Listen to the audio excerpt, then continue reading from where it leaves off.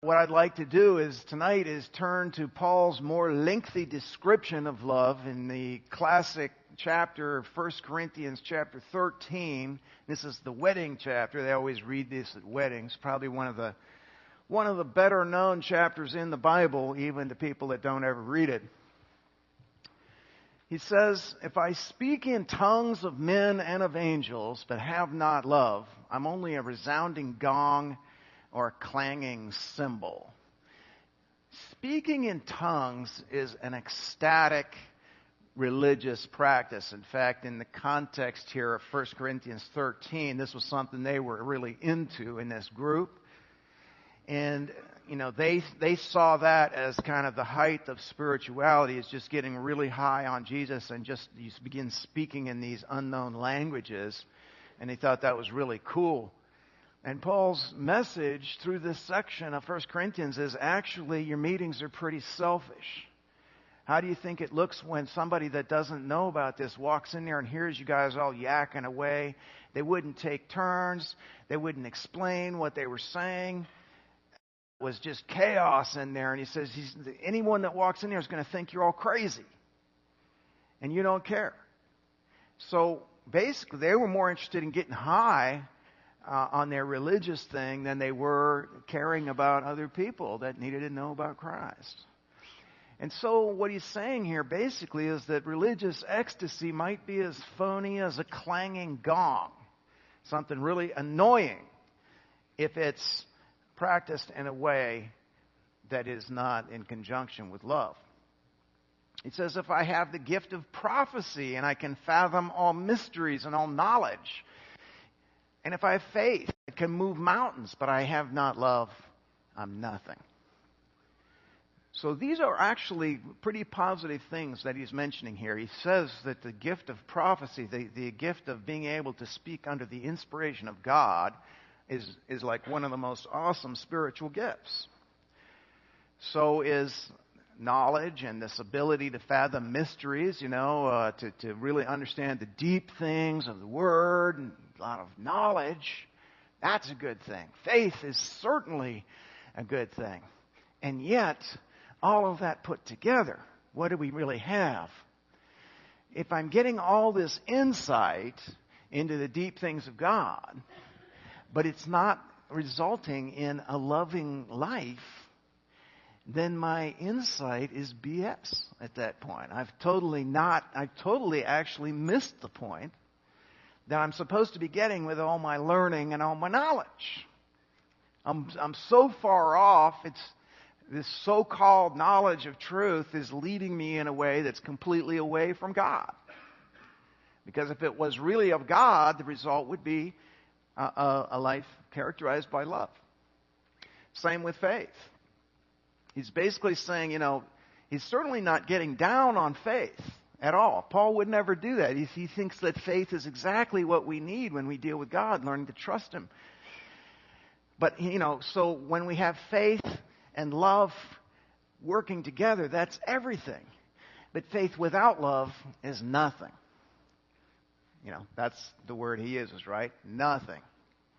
And so, no matter how much you pray and trust God and think your faith is real deep and all this kind of stuff, if it's not having that result, if you're not a loving person, fooling yourself, you've missed everything. You are, in fact, nothing. That's the spiritual calculation. Galatians 5:6 puts it in somewhat different words, same idea. The only thing that counts, he says, is faith expressing itself through love. So, Paul is certainly not down on faith, not in any way. But the point is, and I like the way the NLT translates that, the only thing that counts, he says, because they were fussing over all these laws and rules and what it means to be holy and all this kind of stuff. And he's like, none of that stuff even matters. The only thing that counts is faith expressing itself through love.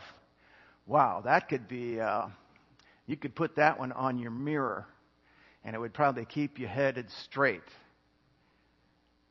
I was coming under some criticism a number of years ago. I was with a group in Brazil, and these guys were Christians. They were more fundamentalist type Christians, and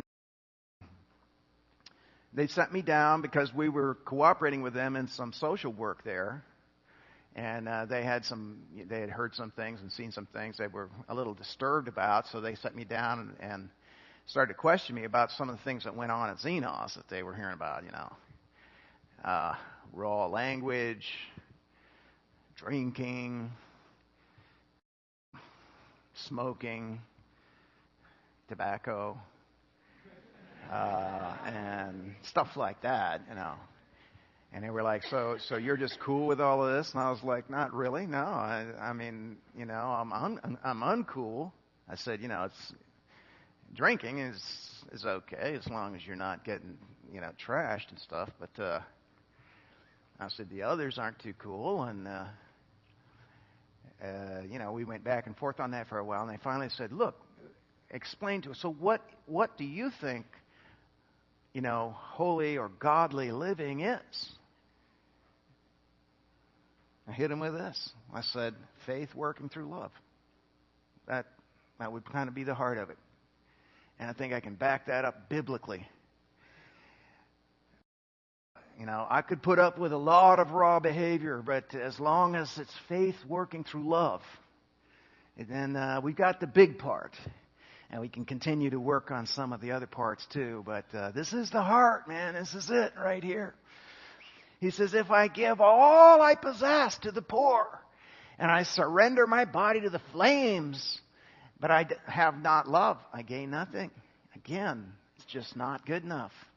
So even fanatical devotion might be way far away from the heart of God. People that are willing to die. Like the guys that flew the planes into the trade towers. That was self-sacrifice. But see, self-sacrifice could be uprooted from the purpose of love. And I think in that case that was not a loving act at all. And so there's a lot of things like that. Religious people are renowned for being real hard on themselves and doing without and all that kind of stuff. And all of that put together may amount to nothing in God's eyes. Nothing. It's just, may very well be another form of pride. Look how holy I am. Look how hard I am on myself. Asceticism, stuff like that. Nothing to do with God. When we talk about sacrificial love, that's different. That is done not just to sacrifice or out of even hate, like in that one case, but it's done for others. So one friend of mine was describing how he had come out of Buddhist spirituality, where he said there's a huge emphasis on giving up this, giving up that, fasting, doing without, living a harsh life, to beat down the... But it's all giving. Meanwhile, you live perhaps as a beggar, and you're just taking money from people all the time. And his analysis was, it's all giving up, but never any giving out. That's the point. It's not giving up things. It's giving out your life to others. Very different kind. And we got to be able to see the difference there.